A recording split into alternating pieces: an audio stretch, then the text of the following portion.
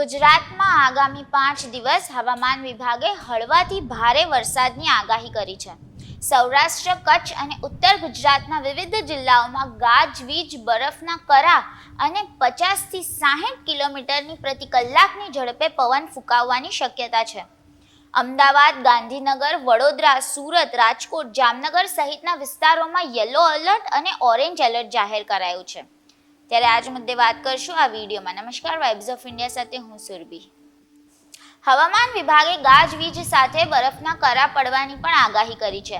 ત્યારે 6 મેના રોજ કચ્છ, બનાસકાંઠા, પાટણ, સાબરકાંઠા, મહેસાણા, અરવલ્લી, મહીસાગર, પંચમહાલ, આણંદ, ભરૂચ, નર્મદા, દાહોદ, મોરબી અને રાજકોટમાં વરસાદની આગાહી કરી છે. આ સાથે જ હવામાન વિભાગે ઓરેન્જ એલર્ટ પણ આપ્યું છે. તો 7 મે એટલે કે બુધવારના દિવસે પણ રાજ્યના અનેક જિલ્લાઓમાં છૂટાછવાયા વરસાદની આગાહી કરવામાં આવી છે. હવામાન વિભાગની આગાહી અનુસાર બનાસકાંઠા, પાટણ, સુરેન્દ્રનગર અને કચ્છમાં ભારે વરસાદ વરસી શકે છે. તો 8 મે એટલે કે ગુરુવારના દિવસે પણ સાબરકાંઠા, અરવલ્લી, આણંદ, ભાવનગર અને અમરેલીમાં છૂટાછવાયા સ્થળોએ ભારે વરસાદની આગાહી કરવામાં આવી છે. અમદાવાદમાં પણ ગાજવીજ સાથે હળવાથી મધ્યમ વરસાદની આગાહી કરવામાં આવી છે. રાજ્યમાં મોટાભાગના જિલ્લાઓમાં તાપમાન 2 થી 4% ડિગ્રી ઘટશે એવી શક્યતા પણ છે. ત્યારે આ વરસાદનું કારણ અરબી સમુદ્ર અને પાકિસ્તાન, અફઘાનિસ્તાન પાસે સક્રિય એન્ટી સાયક્લોનિક સર્ક્યુલેશન સિસ્ટમ છે, જે ગરમ પવનોને જમીન તરફ લાવે છે. આ અનૈતિક વરસાદથી ખેડૂતોના પાકને પણ નુકસાન થવાની ભીતિ છે. હવામાન વિભાગે નાગરિકોને સતર્ક રહેવા અને જરૂરી સાવચેતી રાખવાની પણ અપીલ કરી છે. તો બીજી બાજુ હવામાન નિષ્ણાત અંબાલાલ પટેલે પણ હવામાનને લઈને આગાહી કરી છે. સાંભળો તેમણે શું કહ્યું.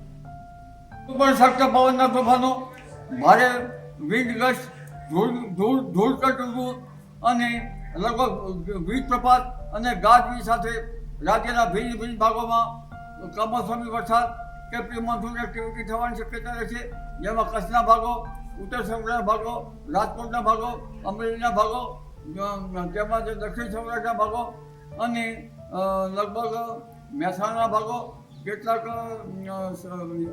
સાબરકાંઠાના ભાગોમાં હજુ પણ ભારે ગાજવીજ અને વીજળી સાથે કેટલાક ભાગમાં મુશળધાર વરસાદ થવાની શક્યતા રહેશે. ખાસ કરીને કરા પડવાની પણ શક્યતા રહેશે. કરાની સાઇઝ મોટી પણ હોઈ શકે, એટલે જનધને કાળજી રાખવાની જરૂર છે. જે માલ સમુદાય પણ કાળજી રાખવાની જરૂર છે. તારીખ 8મી મેમાં પણ કેટલાક ભાગોમાં ભારેથી અતિ ભારે વરસાદ થવાની શક્યતા છે. ખાસ કરીને સૌરાષ્ટ્રના કેટલાક ભાગોમાં ભારે વરસાદ થવાની શક્યતા છે. કેરી પકવનારા ખેડૂતો, પછી વલસાડ સુરતના હોય કે સૌરાષ્ટ્રના તાલાળા ગીર હોય અથવા તો કચ્છના કેટલાક ભાગોમાં અને કેરી પકવના અન્ય ભાગોમાં આ વીજ ગસ્ટથી કેરીના પાકને જબરદસ્ત નુકસાન થવાની શક્યતા રહે છે.